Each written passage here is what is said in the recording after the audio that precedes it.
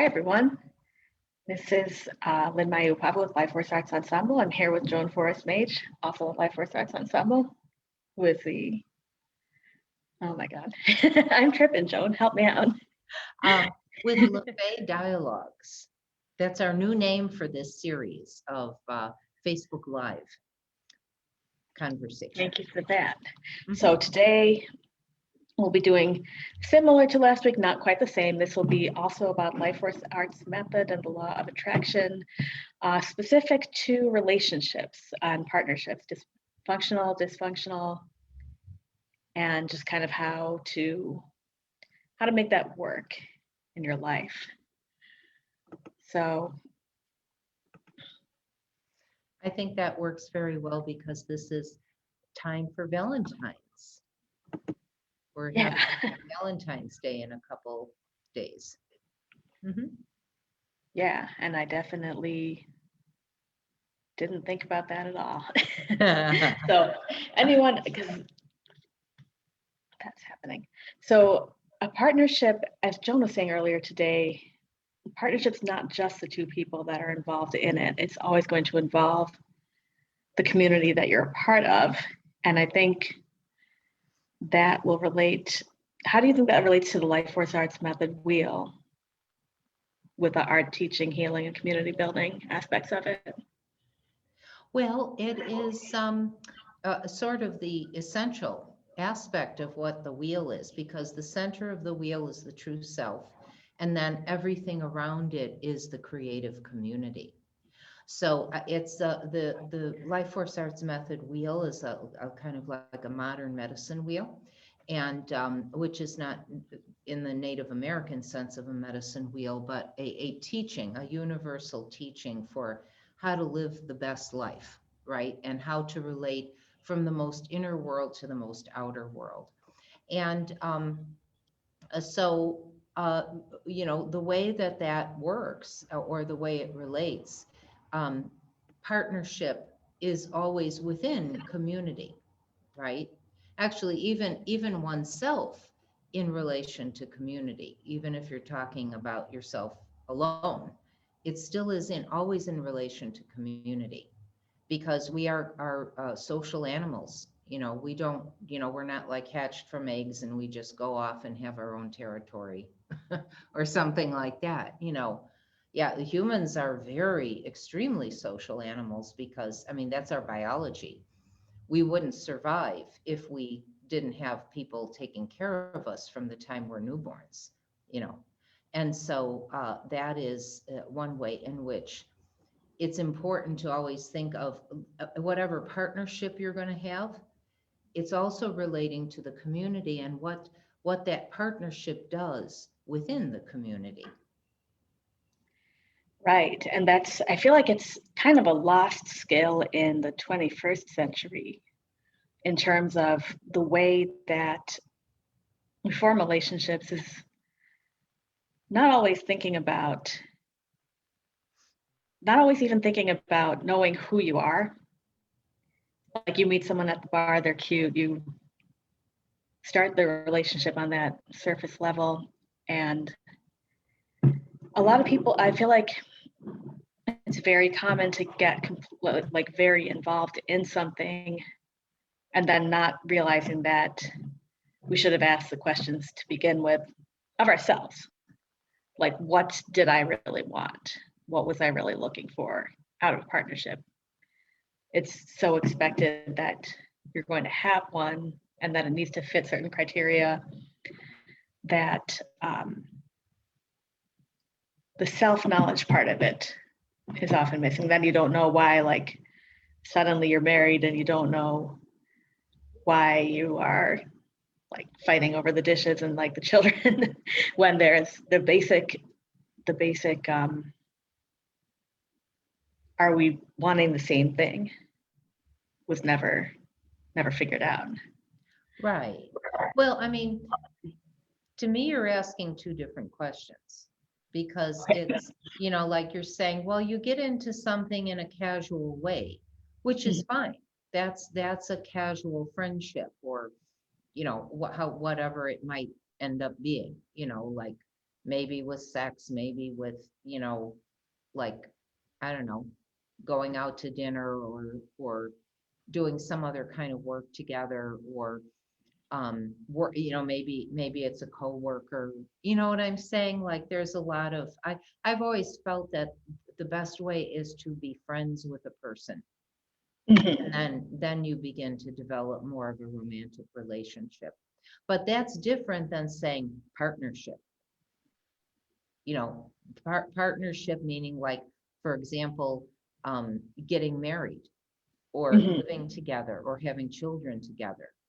Things that you have to collaborate on and make decisions together, and that you're both stakeholders in what happens, versus a friendship where you have separate lives. Right. Would you Yeah, agree? I mean, has that been your experience? well, No. I'm about to out myself here. So my experience is that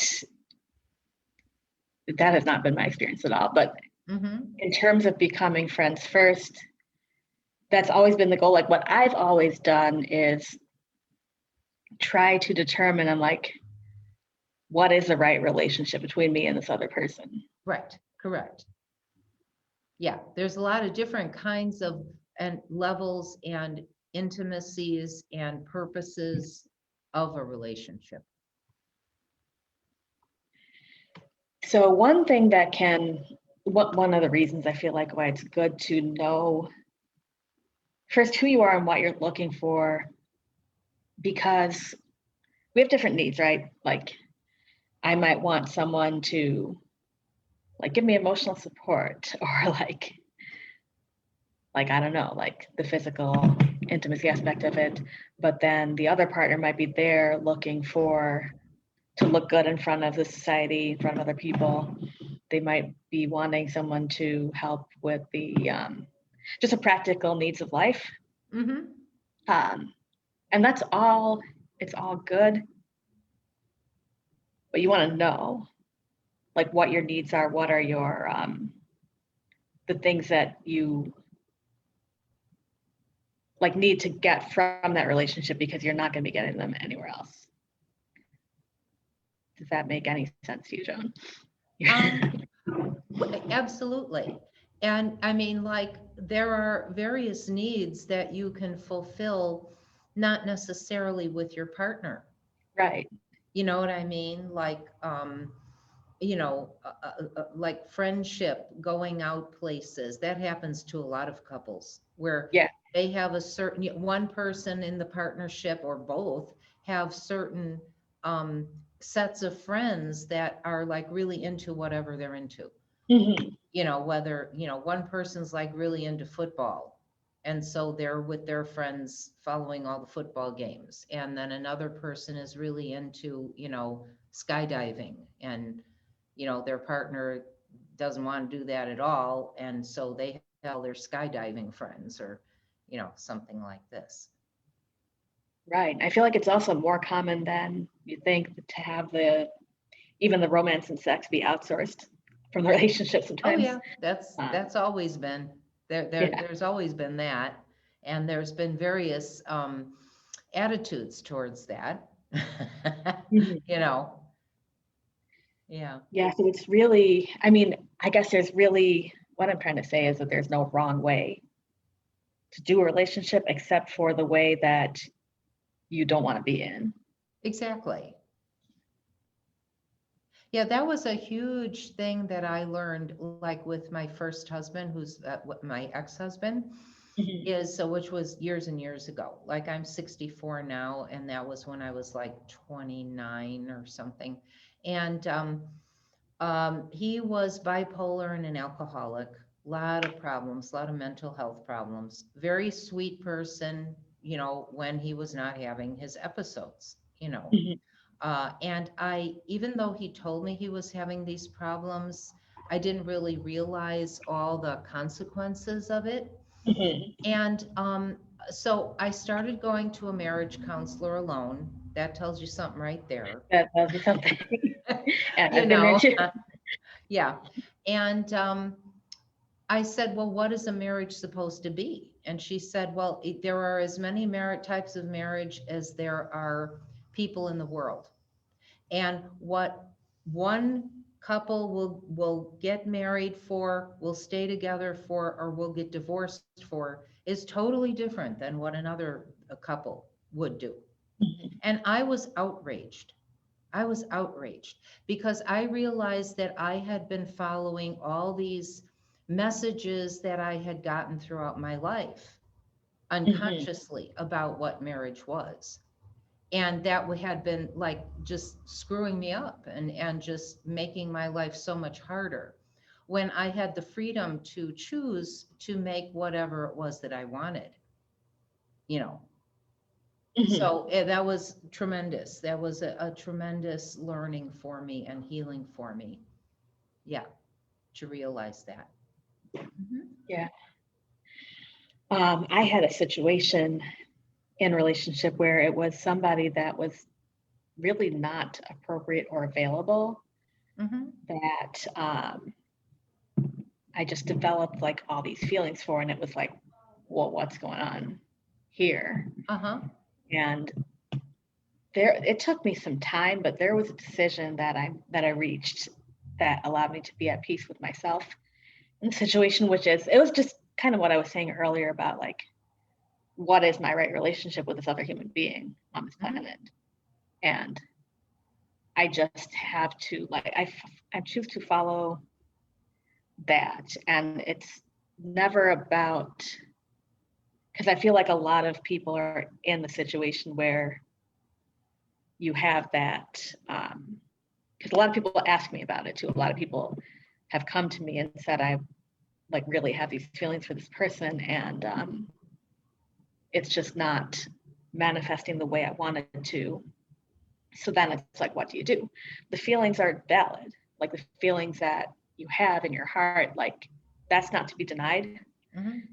It's really about what do you need to be at peace with yourself?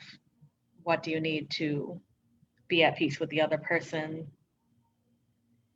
And it could lead to getting together or not, but I feel like the more important thing is the honoring yourself in the midst of whatever the emotions are going on with the other person.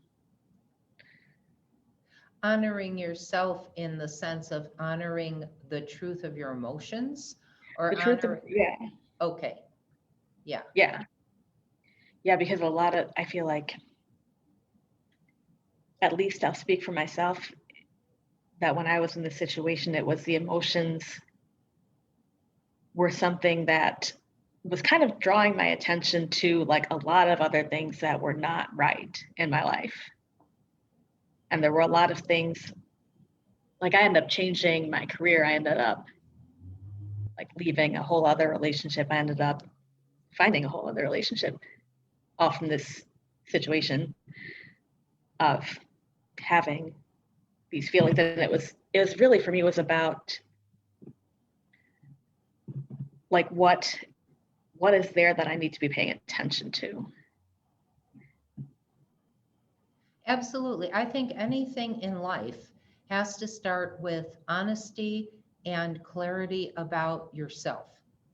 What are you feeling? What are you thinking? You know, what's going on with you? How do you know? Are you comfortable with this? Are you not comfortable with this? If so, why? You know, does it seem like, you know, like in dance, which I've done for 50 years, right? One of the first things you learn is it a good pain or a bad pain? You Right. know, is it the kind of pain that it's because you're working out hard and your body isn't used to it, and so you're growing into it and you're developing the stamina or the strength to do this thing?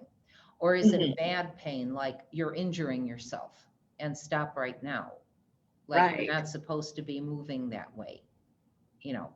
And so that's true of anything in life. You know, what's a good pain? What's a bad pain? You know, It's a good time for me to bring up the wheel dial, the diagram of the wheel. sure. Yeah. Okay. I'll let Mhm. you keep going while I do that. Yeah. So, I mean, does that answer your question? Does that? Does that seem to be something It's that you're follows with what you're talking about? it's exactly the answer, because what it was about the like the life force arts method wheel. We have it where it starts is on the right side with sentience, Mm-hmm. and that is knowing what you think and feel. There's the two archetypes with that, which is the artist and the witness, which the artist is knowing what you think and feel and expressing that. Joan, can you give me more on the role of the witness in that? The witness is like the audience of the artist. So the idea of the witness, each one of these, they're like dyads. They're two archetypes that work with the same kind of energy, or what we call the relationship skills. Like each one of those big sections, like sentience, osmosis, dialogue, and crystallizing, are the four main skills of being human, the skills of relationship, right? This was something that I discovered through watching people improvise and devising a system of improvisational vocals and movement. But I quickly realized that was by about 1985 that I was working on that, and began creating this wheel and this whole method. But that was only the beginning of understanding that, oh, this is like way beyond, like, say, working with theater or dance, or something like that. This is something that everyone could apply to their own life, skills. And so that first section, which is sentience, which is about knowing what you think and feel, being alive, feeling, and conscious, is the two archetypes of that are the witness and the artist. So the witness is the one who's perceiving, and the artist is the one who's expressing. So when you talk about knowing what you think and feel, one aspect is sitting down and being conscious of what you think and feel. That's the witness. And then the artist is being able to express, having the craft of expressing what you think and feel, or and by, I don't necessarily even mean something that's personal, but just what is happening, in your environment. Can you express that? Yeah. Yeah, very cool. Mm-hmm. Because there is like, I feel like we're just so distanced from knowing what we think and feel. I Again, always say, do not pass go, do not collect $200 till you can do this. I mean, this is a progression of skills. So sentience is about knowing what you think and feel. Osmosis is about standing up for what you think and feel. So it's about boundaries. It's about understanding what's you and what's not you. It's about the warrior, meaning the person who really connects their heart and their passion, to right. accomplish something. And the companion is the one that supports them, because the companion is also a warrior in their own way. They also understand how to fight. They understand how to like what they think and feel and what they stand for, right? But they Right. support the warrior, right? Companion is the one that seconds the motion.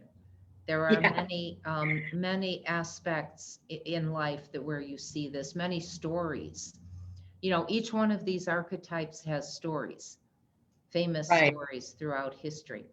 Dialogue is where it's not so. If the warrior and companion are a lot about winning and having a goal, right? The dialogue of Phoenix is the one going through a process of change and healing. So instead of patient or client, I call it Phoenix, because it's not always in the context of, like, say, going to a therapist or something. Right. It's a state of being, to be a Phoenix and to realize, okay, I'm going through a healing process here, you know. The healer is the one who holds the space for process to happen and for healing to happen. So dialogue is about being able to create interactively and playing back and forth. So it's not about, here is who I am and here is what I stand for. It's about, we need to create something new. So how do we play back and forth to create something new? For example, healing is always about creating a new self. It's always about creating a new self on some level. And so the healer is the one that really midwifes the phoenix into that. Like the healer doesn't say, this is what you should do. There's always a mystery. The healer is an expert at asking questions, right? You know, the artist is an expert at making statements. The healer is an expert at asking questions, right? That's kind of what we do in the Healing Arts Intensive as well. Yes, exactly. And then finally you get to crystallizing, which is the tribe and the sovereign. So the tribe is the group of people. Now you get to that point and you're moving with a common form and energy. So that is what crystallizing means, that you have a crystallized form that you move within. Like, here is my role, here is what I do, here's what I'm good at, here is what I'm respected for, here is what the other people in my community, my tribe, really honor and appreciate that I do. And then the sovereign is the person or persons that lead the community. And the sovereign is responsible for peace and prosperity, right? And also another aspect of the sovereignty means to be autonomous and that you're respected as your own autonomous being. In other words, you're not owned by anyone. You're not told what to do like a servant or something like that. And in a sense, everybody in the tribe is a sovereign. They have sovereignty, right? I feel like that's a thing, especially in when you talk about traditional gender roles of husbands and wives, there are some people who think that the wife is like a subset or it's owned, submissive to the husband. And then but there is also an equality. There is you're both really sovereigns. You're both equal under the universal law. I feel like to have a functional dynamic, that it needs to be recognized that both people in the relationship are actually sovereigns. Exactly. I would say so. You know, of course, there's all kinds of, it's interesting when you say, I forgot how you said it, there's certain cultures or something that have, the wife is, literally sometimes owned by the husband. Right. You know what I mean? The women do not have sovereignty, right? So so that is a crystallized form. Right. I mean, that culture has that as their crystallized form. And in some ways, it helps the world work. You know what I'm saying? You know what you're getting good. What? I was saying that because you know what you're getting into from the moment that from when you're little, you're kind of trained for the structure. And it helps the entire society knows that those are the rules. And so in that way it runs smoothly, but is it really the best? Is it the most human? Does it really, what are the values of a society like that? You see what I mean? Yeah. Yeah. So this is getting really deep and heavy. It's not just how do you, like you're teaching how to manifest your man or woman or whoever. And let me tell you all the ways it could go wrong before you manifest it. Yeah, exactly. It's but yeah. But in a sense, this, we were talking earlier about how what is functional and what is dysfunctional. Yeah, so um, that in a sense, especially for example, if you've got one person, especially like if the man is thinking that's going to be the deal, Uh-huh. Right. and the woman is from some totally other culture and like, no way, Uh-huh. and they don't Yeah. know this or something, Yeah. it's a recipe for disaster, It you is a know. risk. And, And sometimes that happens in a really blatant way.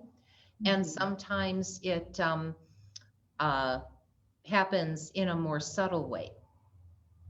Like each person doesn't realize what their past programming is from their Right. culture. Or like what the cultural rules are. I mean, Yeah. even, like within my own family, it's like we're all from like relatively around Chennai, India, but there's differences like just from one family to the next of Mm-hmm. what those roles are, and like Yeah.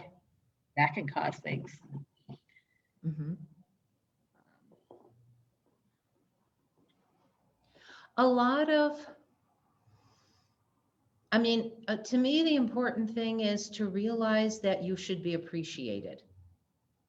That was a huge learning that I had, not maybe in a sense, not so much in romantic relationships, but in work relationships. Okay.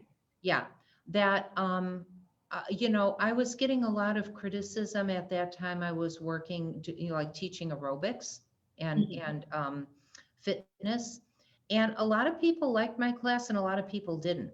And I was getting lots of complaints from the people that didn't. And Okay. I was like really praying about how do I handle this?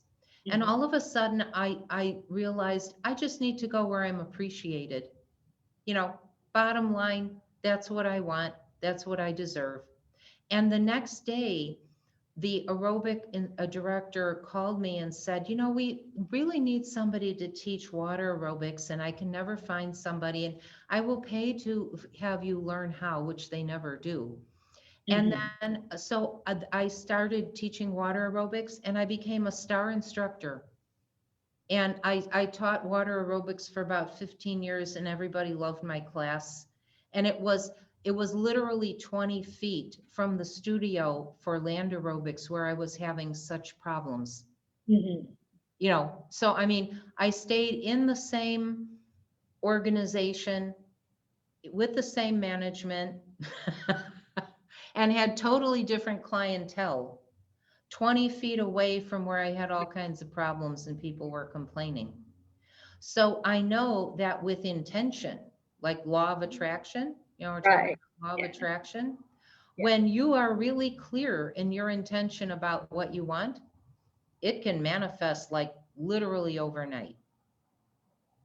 That, yeah, I've had that happen with a work situation too, where it was like I was in a department where it just wasn't, it was just very stressful. And I remember it was like just one night I just couldn't take it anymore. I was like running into the bathroom, like crying and dropping cuss words. And I don't know, I came back to my desk and I just wrote down something in my notebook of what I wanted. And it's a couple of weeks later that position came up and I Mhm. got it. So it was like that kind of thing. So let's actually do something with, I don't know who's watching this live, but like if you're watching this live, just take a moment, like take a breath. Really, I don't know if you're here about a romantic relationship or another kind of relationship, but just take a deep breath and just allow that question to come up of what is it that I'm really looking for here? What is it that I'm not seeing that I need to that I need to manifest to solve that problem in my life? If it's romantic life, work life, just what is it? What characteristic of myself is it that needs to come up? Um, and you could see it could come as a picture. You could be getting like a kind of like a physical sensation. It could be a word drops into your mind. Whatever it is, I want you to just either write that down, like draw a picture of it and just keep that with you just for the next like few days or so. And see what comes out of that. I don't know, I'm kind of seeing like a little heart shaped thing with like a word on it. I can't read the word. So I'll just have to just keep that with me and see what comes out of it then.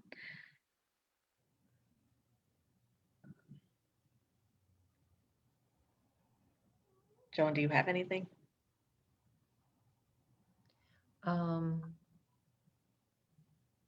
No, right now.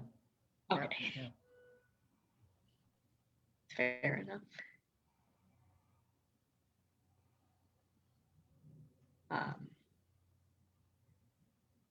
Guess what I was trying to get at there was just,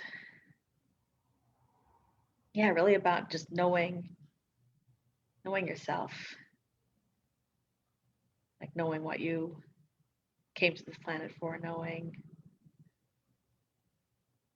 what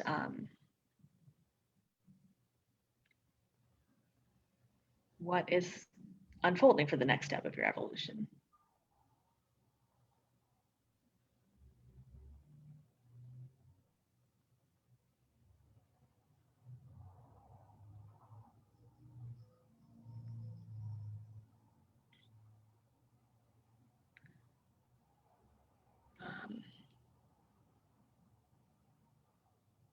And like really blanking on this, but Well, it's also, it's like knowing what your mission is, what you're trying to accomplish, what are your strengths, and where are you going to be appreciated? You know, right. who is going to really honor that? Like, say, if you, especially if you have a partner, like someone special in your life, that, you know, uh, especially like a romantic partner or husband or wife or, you know, a partner, Mhm. they have to really honor you. I mean, Right. that should be the bottom line. I mean, you don't want to be with somebody who doesn't appreciate you. Like there needs to be a match between like it's like who you are at your core and like that other person like understands, even like knows who you are. Right. Or they honor you, they have to know like who you are, and you've got to know who they are and honor who they are as well. But Exactly. And they have, and those two things have to fit together in yeah, some way, even yeah, if it's a crazy kind of way. yeah. You know, even if it doesn't go along with what you would normally think of as a partnership, or Mhm. how people, you know, would live together or something. Yeah. Right. Like at some point, it's like if what you have doesn't necessarily look on the outside like what you thought it was going to, that's the question is like, well, is it true to what I want? And if so, then like everyone else can kind of be quiet about it. Um, Oh, I'm just thinking of something like some couples live apart. right. They don't live together. Right.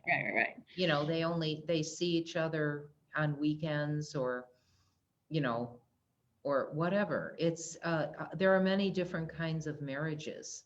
Mhm. Yeah. And exactly as that therapist said to me years ago, you know, the reasons that these two people would get married, would get divorced, or would stay married, can be Mhm. completely different than, you know, Right. Than any. another couple. Yeah. Some of it is age, you know, depends on your age, depends on, I mean, a typical one is, you know, a woman who really or a man who really wants to have children. Mhm. You know, I mean, they need to find a partner that wants to have Right. children, That also wants that. Yeah. you know.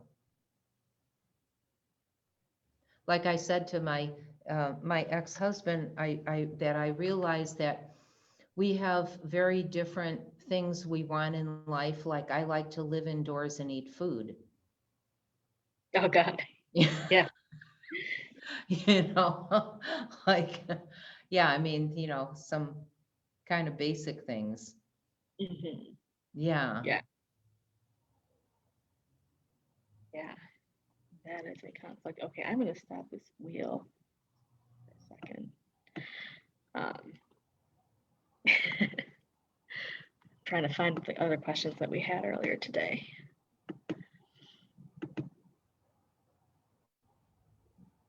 Oh yeah.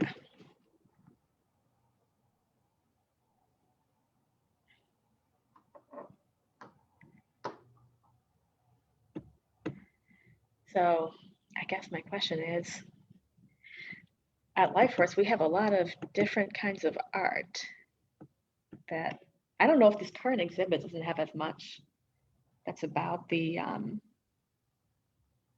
like the theme of partnership, but can you think of any maybe previous like artworks that have been in the shows that really speak to that? To a partnership. Yeah. Um, I will have to look and I'll let you know. Okay. That Mm-hmm. sounds good. I'll probably drop the links in the comments like after Mm-hmm. we, yeah, to like the images for that. Right, right. Cool. There's a lot that we've had about the true self, Hmm. many images about that, because again, that's where you start.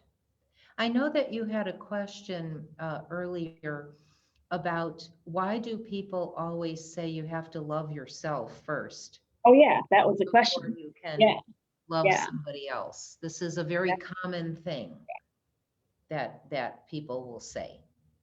And I think it's true. I think it's absolutely true.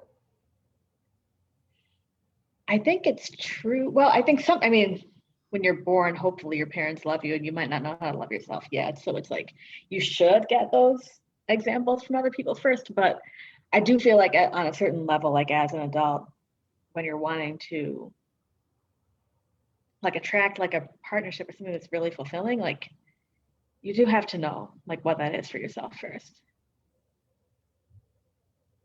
Um, God, I had a better way to explain that. It's like if I know like what I need, just even like the simple act of giving that to yourself, it puts you like on a higher level, a better position to be able to attract that in the future because you have the emotion, like the emotional experience of Mhm. receiving it. Right, You know what that feels like.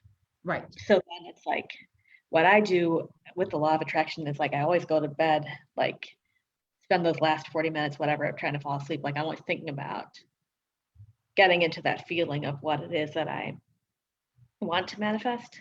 Hmm. And like, and it took a long time. It took many years to even like remember what some of those like good partnership feelings felt like. Hmm.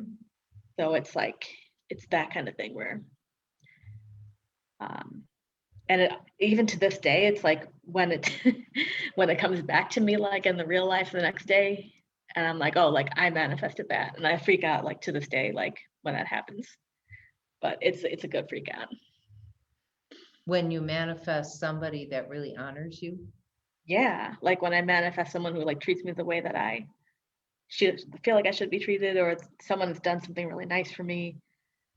Like I don't know, like after doing this for so many years, it's still like I'm still like every time surprised. I'm not. Okay. I'm pretty much surrounded by people that honor me and that, you know, really think that I'm great and appreciate me and seek me out. Hmm. Yeah. And yeah, no, like I said, that was in what, 1990? I said, I need to go where I'm appreciated. That was just that bottom line. That was it. Very clear. Yeah. And even before that, I mean, I really, like you were talking earlier about karma, you know, Yeah. and I really do feel like it was my karma to be with my first husband. Okay. And I was very aware that, okay, by facing this situation, I'm learning about myself and I'm being able to change it for the future. Hmm. Like, what do I do with this situation? Like, you're married, you have a commitment, do you just stay with this person no matter what? Hmm. Like that kind of thing. Just Um, moving into the light here. It's getting dark out. Yeah. um, and for me, it was, okay, what is a partnership? And I realized that I was becoming in a position where I was not really to what I would call his wife or his partner, but I was being his guardian, the Right. guardian of a very sick person. And I said, that's not what I want. Right. Like that I was. mean, I can remain friends with this person, but Mhm. I'm not going to call myself, his partner or spouse when I don't see that as what I would define as, a marital relationship. Okay. Yeah, that's not the marriage that I would consider a marriage. I Yeah. would be his guardian, his mother, whatever, his caregiver. But if I'm going to be that, then I'm going to be called that. I'm not going to be called his Yeah. wife. You see what I mean? Right.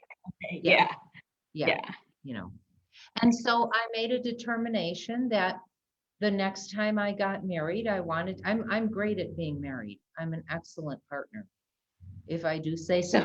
You see, I have a lot of confidence in that. See Yeah, that right there.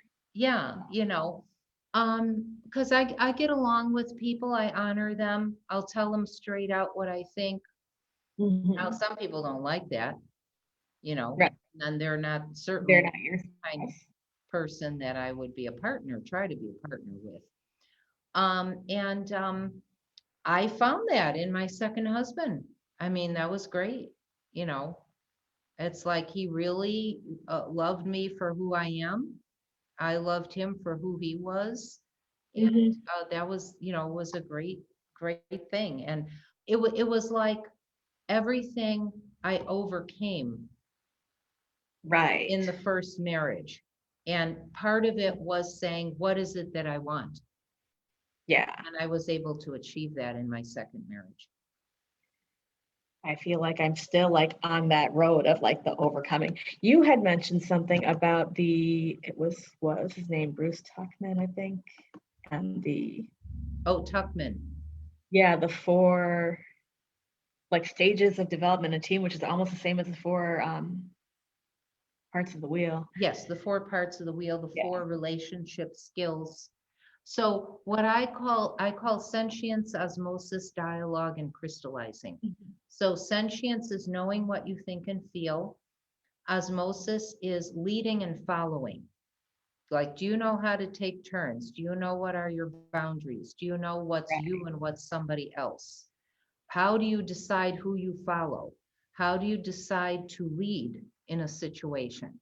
And that's where like the power struggles come, like That's in the power but if you struggles. know they're coming, then you know they're coming and you can get through them.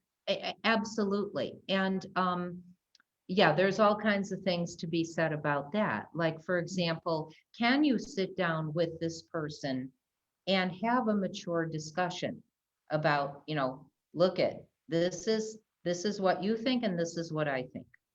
What Right. are we going to decide?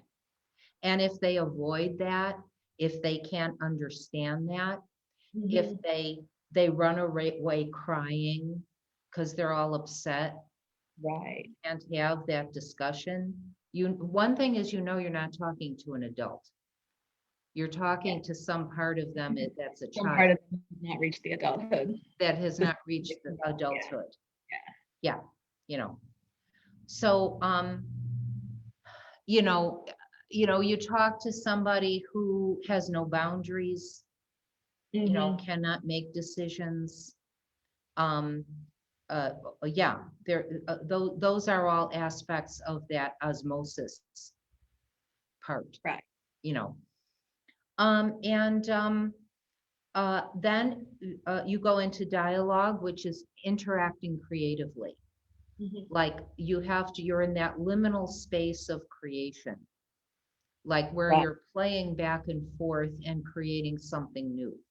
That's like the fun part. That's kind of where I'm at right now in this relationship that I'm in. Uh-huh. It's like, because we had that sentience part, and it was like a really like, it's like the best first date that I ever had, and turned into like, and it was like really great for a while, and then after a while it was like kind of a power struggle. It was like, okay, like who's on top here, Hmm. and like what are we gonna do? How do we make this work?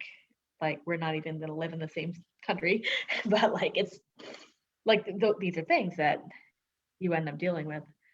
But we got through that phase, and maybe not like the most graceful way, but are into the this the dialogue phase Hmm. of things at this point. Exactly. And then there's crystallizing, which is moving with a common form and energy. In other words, out of the dialogue evolves the structure of what is your team now. Hmm. This is a Right. team. This is this is the work that you do together. This is how you function. These are the roles you play within the work. So that's like a crystallized form. So Tuckman is um, a, a organizational development Hmm. person, and he created a system that he called the 4 stages of forming a team, and Right. said they're forming, norming, storming, norming, and performing. Hmm. you know and so the first thing is forming, where everybody, like, say you bring a group of people together and they're just getting to know each other, Hmm. right? Then storming is when you get into that conflict, like, Right. we should do it my way. No, we should do it my way. Yeah. And I'm angry because you're not doing it my way, and I don't like the way you're doing it. And, we need to get it organized, Yeah. and all of that storming, right? So forming is related to sentience, where you're Hmm. just observing like a witness does, and you're expressing, and you're, just that whole dynamic is just about, you're not trying to relate in some ways. The relationship is very loose, you know. Yeah. And then storming is where you're trying to have a relationship. Right. Yeah, like where you're really going into, okay, it's not just, oh, I see you as a casual observer, that's very interesting. Right. It's like we're But actually going to do this together, and like, yeah, it's about leading and yeah, following. yeah. Like, it's about, am I going to support you? Am I Hmm. going to lead? Who is going to lead this? You know, what are we going to make as our goal? Right. Do we agree on the goal? Right? These are all aspects. That is often, I feel like, on the like the Tinder dates, do we agree on the goal? Like, Hmm. not always, like you swipe right, and like they might be out for one night, you might be looking for forever, or the Hmm. vice versa. Right. Yeah, we agree on the goal. And yes, and so it's really important to know, to realize those things. And Like, like none of and the goals are wrong, but what? the goals aren't wrong, none of them, but you just got to be on the same one. Yeah. Well, at least the first thing is to realize, do you have the same goal? Yeah. Are you talking about the same thing? You know, and part of that is understanding expression. So that goes back to the artist. Are you understanding how that person is expressing themselves? Like what they mean when they say that. Right. And nothing wrong with asking a person to clarify what they mean. That's really smart. Yeah. You know, yeah. And another aspect of that osmosis is active listening and imitating, right? So Right. it's taking turns. Like in terms of developmental, sentience is about from newborn until about 5 years old, 4 years old, actually. Right? So from newborn till about 4 years old, everything is just the person, that little being is just doing Right. whatever they're thinking, saying whatever goes through their mind. Yeah. The thing about a 4-year-old is they have a completely adult vocabulary and no social skills. Yeah. It doesn't matter. Yeah, they just say whatever they think, whatever is occurring to them. And then between 4 and 5, they learn how to take turns. They learn how to when I'm talking, you listen, and when you talk, I will listen. They learn how to stand in line, and now the next person goes. Okay, you wait, the next person goes. So it's the active listening. It's like I can repeat back to you what you just said so that I understand what you just said. Meaning I understand and I heard it. Right. I'm not mistaking it. I'm not thinking that, my mind is running on and on and on, and I'm hearing only what's going on in my own mind, not what you really said. Right. People do that. Yeah. Well, past the age of 5, do people still do that? Many years past the age of 5, people will do that. Yes. Yeah. So that is the idea of storming, right? Right. Then the idea of norming is, okay, let's put aside our egos. This is not about who am I and what is my identity. Like that idea of osmosis is also a lot about identity. Right. Right. Yeah. That was, yeah, that's definitely. Yeah, this is who I am. This is what I believe. These are what my goals are. When you get to a dialogue or norming, it's like, okay, our goal is to become a team. So we need to put aside, what our individual goals are and Right. talk about what are we going to create together. You're still going to be who you are, but what you're creating is as a team with the other people. Exactly. Yeah. You can always go back to the previous skill. You don't lose the previous skill. Right. You can always step out of dialogue. Like, this isn't going the way I want. I need to go back. Like that kind of thing. Yeah. It's a progression of skills, knowing what you think and feel, leading and following, interacting creatively, and moving with a common form and energy. So each one adds on the skill from the one before. And then crystallizing is when you come to a common goal and energy. Right. Yeah. And from that point is like everyone knows what they're doing. You're moving together with like the same energy, the same purpose, and making things happen.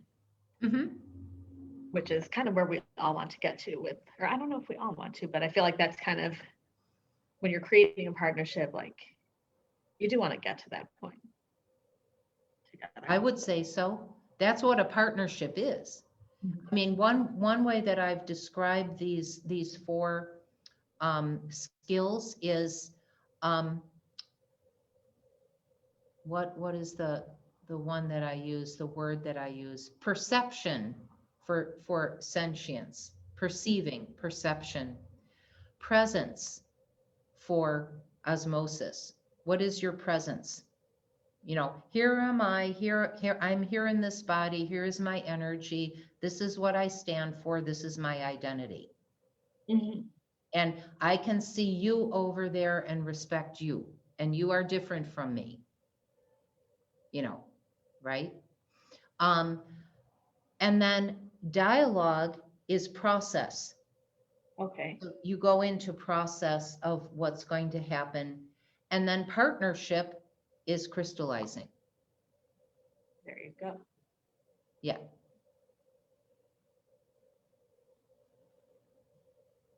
This is very cool. Yeah, it's a way of thinking about it, you know. But I wanted to share a story about, I've been teaching this for about 20 years, Mhm.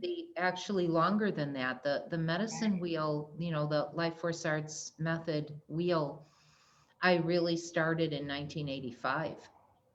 Okay. So about more like 30, what is that, 33 years or 1985. something like Like that?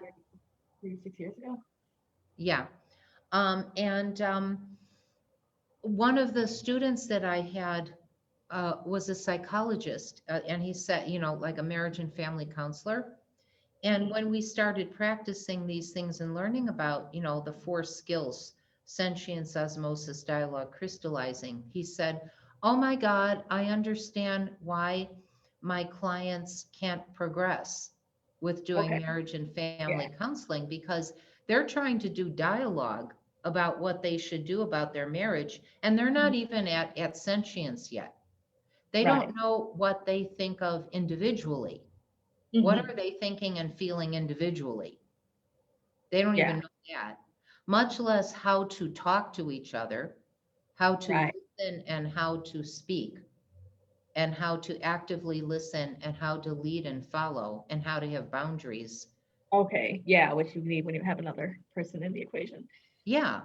And they're trying to do dialogue. They're trying to interact creatively, but they Mhm. don't have these first two skills.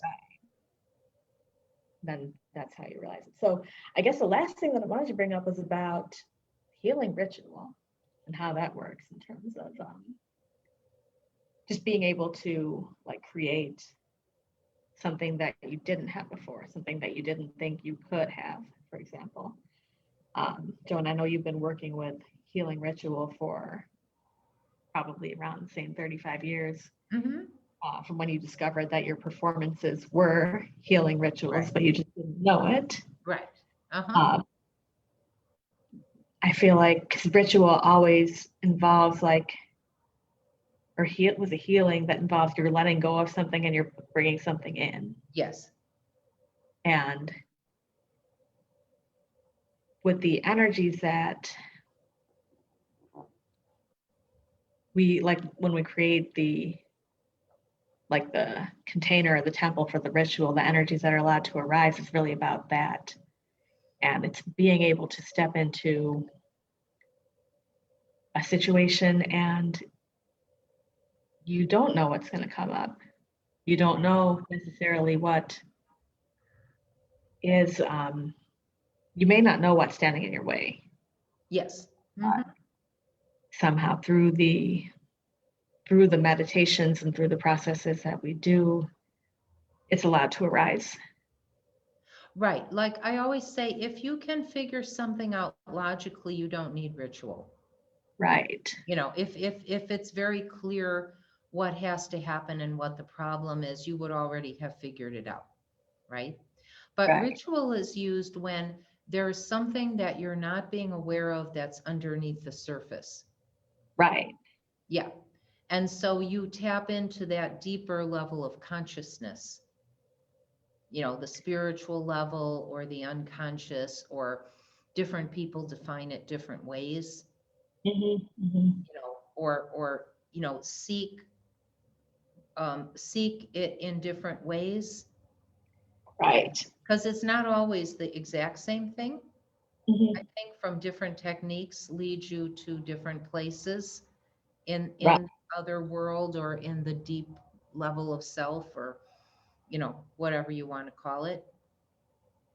But that is where you can get some insight Definitely. when what's logical is not cutting it.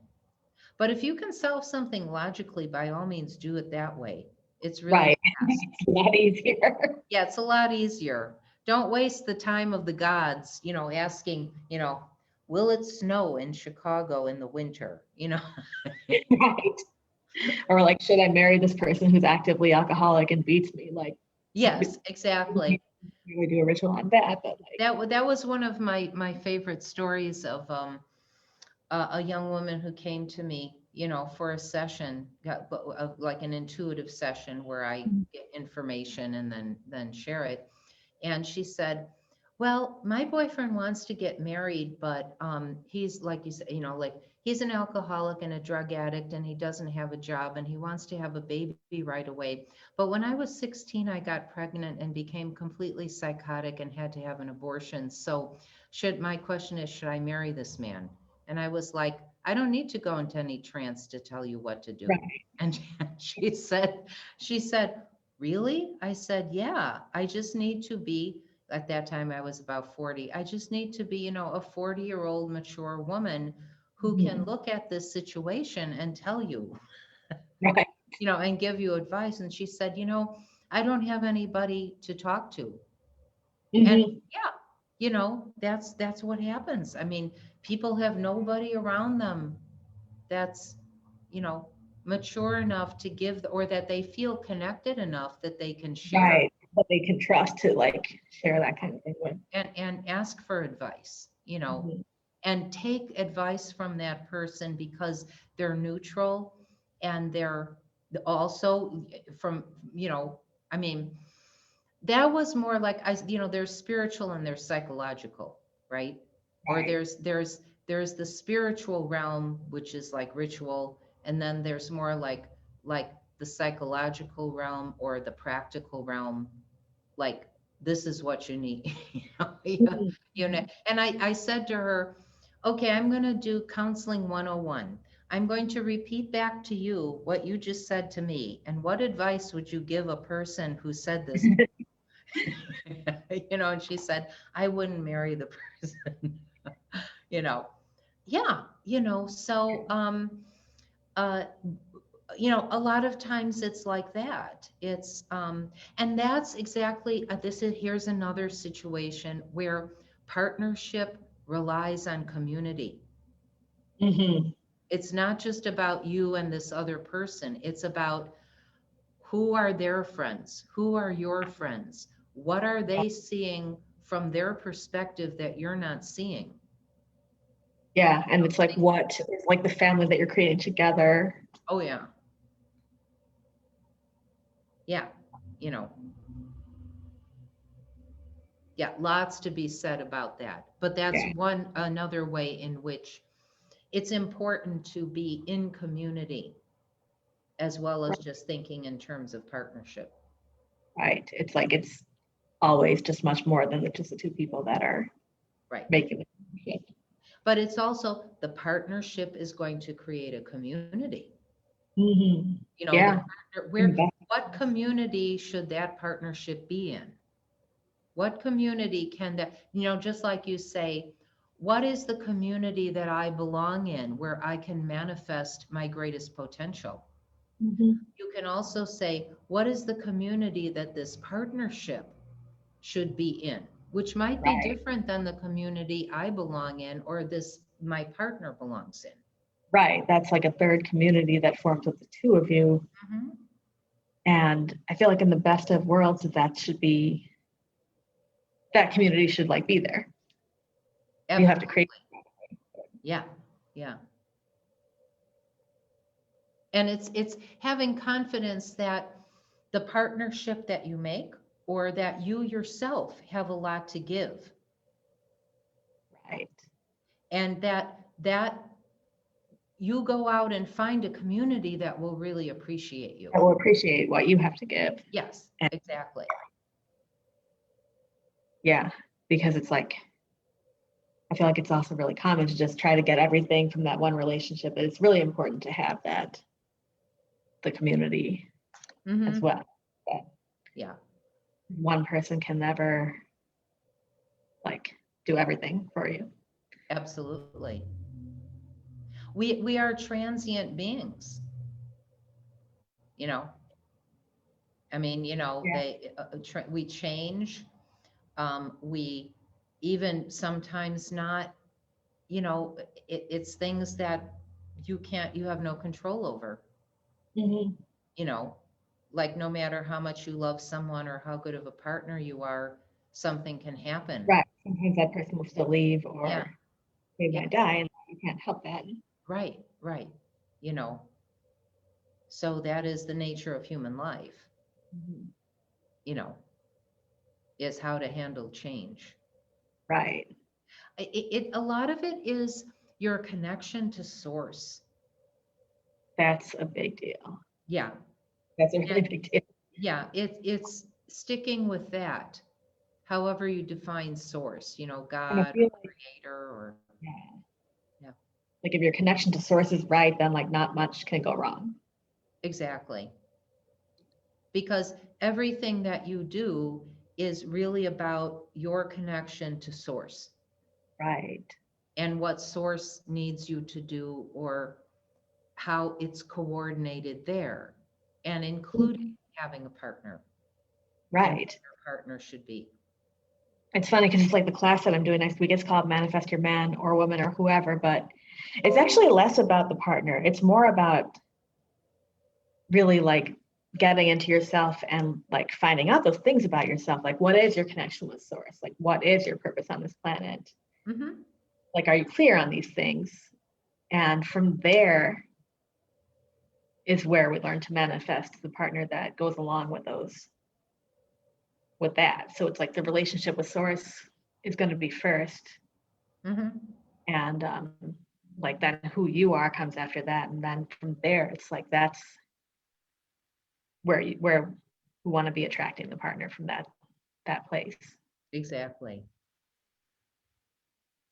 Yeah. And I mean, if you have someone already, this can still like kind of help like just with the fine tuning of some of those interpersonal or emotional aspects that might be blocking that relationship from moving forwards in the way that you Yeah. want it to. It can revolutionize your relationship. Revolutionize. That's what we do here is revolutionize everything. Exactly. If you don't want revolution, don't come here. Yeah. And be careful what you ask for when you want revolution, but it's gonna be it'll be yeah. You just gotta be prepared for whatever might come up. Mm-hmm.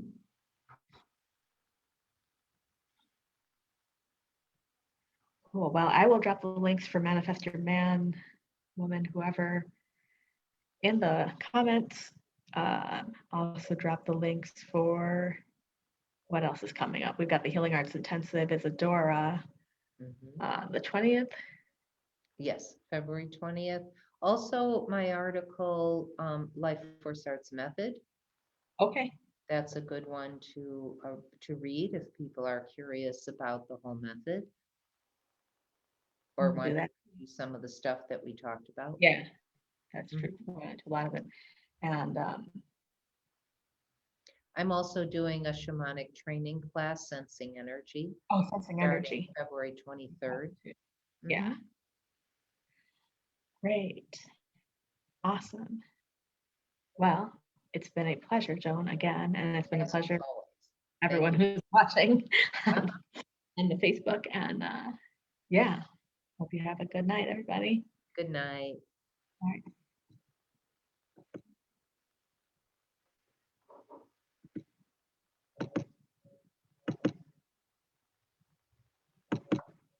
I don't know what's happening with the Zoom.